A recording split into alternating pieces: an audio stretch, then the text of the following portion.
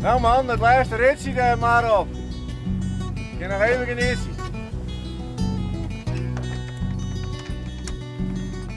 Het weer een geweldige belevenis. Het weer echt, ja, je hebt er wel een bepaalde vaststelling voor van tevoren. Maar als je dan nou weer rondzogen naar die 3 weken, dat is echt onvoorstelbaar zo mooi. Het is natuurlijk mooi dat je na 3 weken weer en het al goed gegaan is, dat er weer een huis kist. Van de andere kant, het is ik wil heel jammer. Ik kan juist zijn van dan we direct met Ron en Denemarken en dan we gaan weer naar Londen. Maar goed, dat kan natuurlijk niet. Nee, het is onvergetelijk en wij voelen het alweer echt als we bevoorrecht winnen om dit mooi te maken. Want het is toch wel heel uniek, hè? Absoluut. Ja. En we maken elke keer weer nieuwe plannen. Op het battlefield bij ons, overal thuis. Hij heeft nog 2 weken proefverlof. Ja. Wat is dit nou? Ja, dat is een grapje nou. En, ja, die jongens die moet je een beetje bezighouden. Hè? Want als ze de hele dag niks te doen hebben, dan komt dat niet goed. Dus we hebben maar een klein beetje dat we af en toe een beetje wat spelletjes doen. En anders worden ze vervelend en zo. En, nou ja, dus dat komt wel goed zo. Hè? Jammer. En je hebt wel wat gemaakt met elkaar? Ja, heel best. Ja, Johannes ken ik al heel lang van de strontrace en van de beurtveer.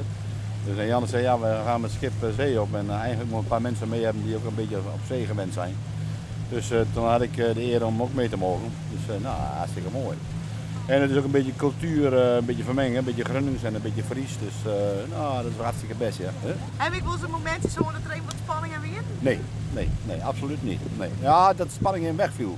Maar dan hebben we de motor in moeten starten om een beetje de batterijen op te laden. Maar dat was eigenlijk het enige moment dat er wel spanning verschil was. Nee, dat is echt een topclub. En we maken elke keer weer nieuwe plannen.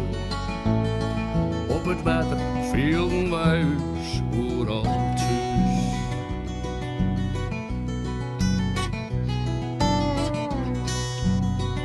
Ik ben de hele reis mooi geweest. Ik ben helemaal net van boord geweest. En dat nog 1 of 2 net. Dus ik heb alles mooi gemaakt. Maar nou is de eerste wel even klaar. Ja. Lekker naar huis. Hoe viel het nou om naar huis te gaan? Ja, fijn. Ja, dat sjuk wel nu. Ja, waarom? Nou, ja, het zal hangen op zijn behind de ronde. Maar heel veel mensen hebben eigenlijk een beetje privacy. Maar dat weet je van tevoren. Maar het zal haast wel lekker zijn om thuis weer even op jezelf te zitten en met de vrouw. Maar geweldig. Mooi. Hij genoten. Echt.